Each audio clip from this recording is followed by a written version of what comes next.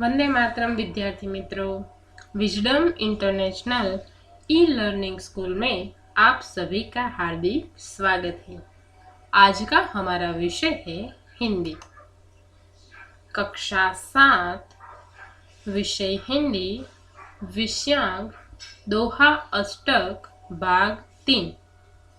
इस कविता के कवि का नाम है कबीर, रहीम और तुलसीदास और इसका साहित्य प्रकार है पद और दोहे। विद्यार्थी मित्रों, आज हम इस कविता के तीसरे भाग का अभ्यास करने जा रहे हैं। अगले 2 भागों में हमने कबीर, रहीम और तुलसीदास के सभी दोहों का अभ्यास किया था। आज हम उसके अभ्यास और स्वाध्याय के कुछ प्रश्नों को देखेंगे। सबसे पहले अभ्यास। प्रश्न 1, निम्नलिखित प्रश्नों के मौखिक उत्तर दीजिए। पहला प्रश्न, बड़े लोगों की संकुचित मनोस्थिति व्यक्त करने के लिए खजूर के पेड़ का उदाहरण क्यों दिया गया है? यहाँ पर प्रश्न क्या है कि बड़े लोगों की जो मनोस्थिति होती है वो संकुचित होती है और इसके लिए कबीर ने किसका उदाहरण दिया है? खजूर के पेड़ का। क्योंकि खजूर का पेड़ बड़ा होता है पर उससे मुसाफिर को कोई लाभ नहीं होता। जो मुसाफिर होता है न उसे न तो उसकी छाया मिलती है और ना ही वो उसके फल खा सकता है, क्योंकि वो फल भी बहुत ही ऊंचाई पर होते हैं। उसी तरह खजूर के पेड़ की तरह ही बड़े लोगों की मनोवृत्ति भी संकुचित होती है। उससे दूसरों को कोई लाभ नहीं होता। वो बड़े तो होते हैं लेकिन ना ही किसी के काम आते हैं और ना ही किसी की मदद करते हैं। इसीलिए बड़े लोगों की संकुचित मनोस्थिति व्यक्त करने के लिए कबीर ने खजूर के पेड़ का उदाहरण दिया है। दूसरा प्रश्न, साधु पुरुष कैसा होना चाहिए, क्यों? इसका उत्तर है साधु पुरुष सूप जैसे स्वभाव का होना चाहिए, क्योंकि अनाज साफ करने का सूप सार युक्त होता है। वो अच्छी अच्छी चीजों को ग्रहण करता है और बुराई का त्याग कर देता है। मतलब कि अच्छे अनाज के दाने वो रखता है और कचरा उड़ा देता है। इसीलिए साधु पुरुष का स्वभाव सूप जैसा होना चाहिए। तीसरा प्रश्न, तुलसीदास सबसे हिल मिलकर रहने को क्यों कहते हैं? तुलसीदास सबसे हिल मिलकर रहने को इसलिए कहते हैं क्योंकि हिल मिलकर रहने से सुख, शांति और सुरक्षा मिलती है। चौथा प्रश्न, आप गरीब लोगों की मदद कैसे कर सकते हैं?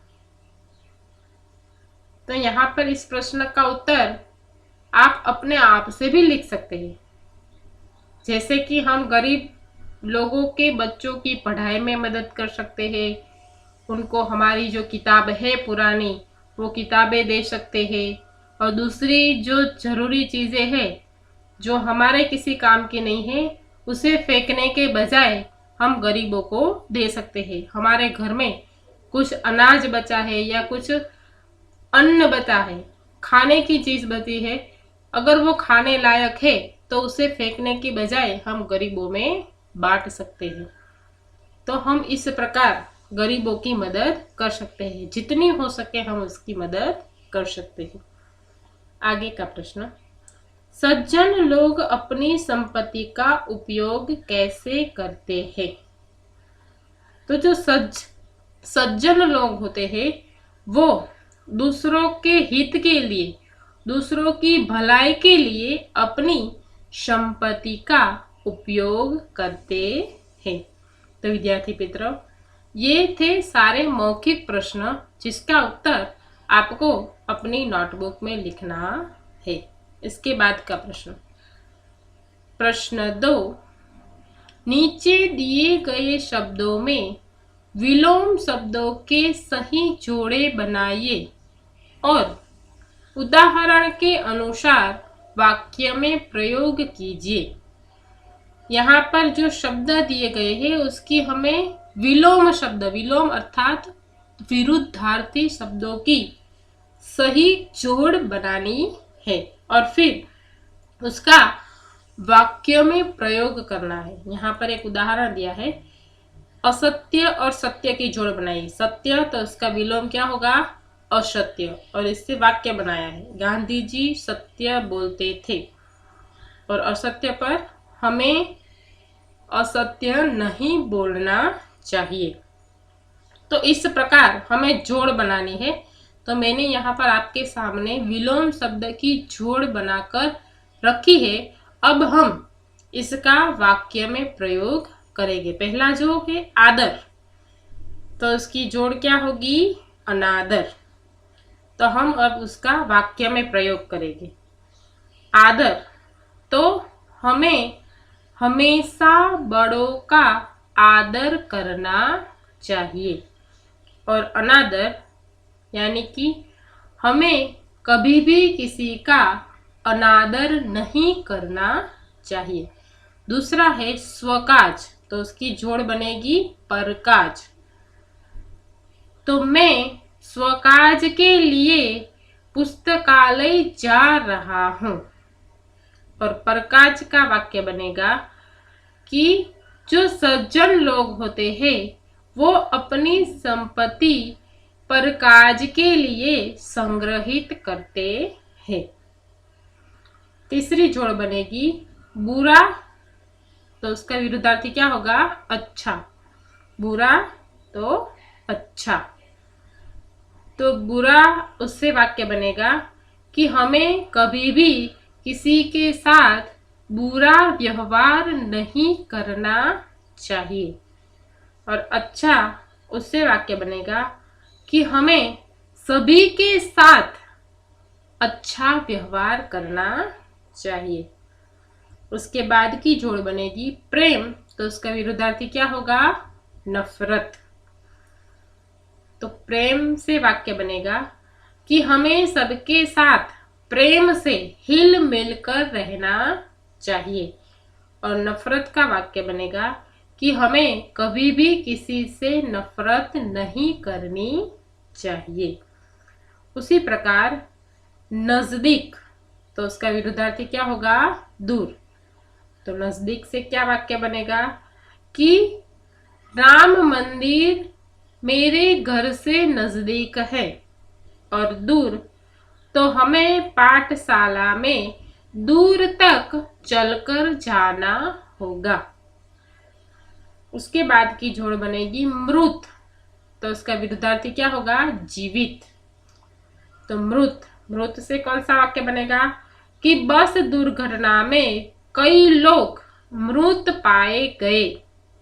और जीवित का अर्थ होगा कि खाई में गिरे कुछ लोग जीवित बाहर निकले।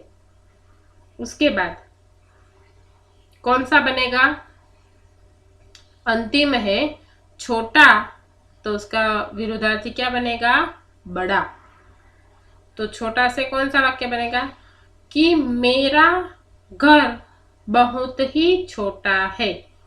और बड़ा, तो रमेश का घर बहुत ही बड़ा है। तो यहाँ पर विलोम शब्द की ये सभी जोड़ है और इसके ऊपर हमने वाक्य बनाए। ये सभी वाक्य आपको अपनी नोटबुक में लिखने हैं। अब इसके आगे प्रश्न 4, निम्नलिखित दोहों का भावार्थ स्पष्ट कीजिए। तो विद्यार्थी मित्रों, यहाँ पर कबीर, तुलसीदास और रहीम के एक एक दोहे दिए गए हैं जिसका भावार्थ, जिसकी समझूती हमने पहले वीडियो में प्राप्त कर ली थी। अब इनका भावार्थ हमें लिखना है। पहला, साधु ऐसा चाहिए जैसा सूप सुभाए, सार सार को गही रहे थोथा देई उड़ाए। तो इसका अर्थ क्या होगा कि कबीर कहना चाहते हैं कि साधु कैसा होना चाहिए, सूप जैसा होना चाहिए। मतलब कि साधु का वेश धारण करने से कोई साधु नहीं बन जाता। साधु वह है जिसकी बुद्धि में, जिसके मन में विवेक हो, विनम्रता हो और उसका स्वभाव सूप के समान हो। जैसे कि अनाज साफ करने का जो सूप होता है, वो अच्छे अच्छे अनाज के दाने अपने पास रख लेता है और जो कचरा होता है उसे फेंक देता है। उसी प्रकार साधु को भी जो अच्छे ज्ञान की बातें हैं वो ग्रहण करनी चाहिए, अपने पास रखनी चाहिए, और जो दूसरों की बेकार की व्यर्थ बातें हैं उस पर ध्यान देना नहीं चाहिए।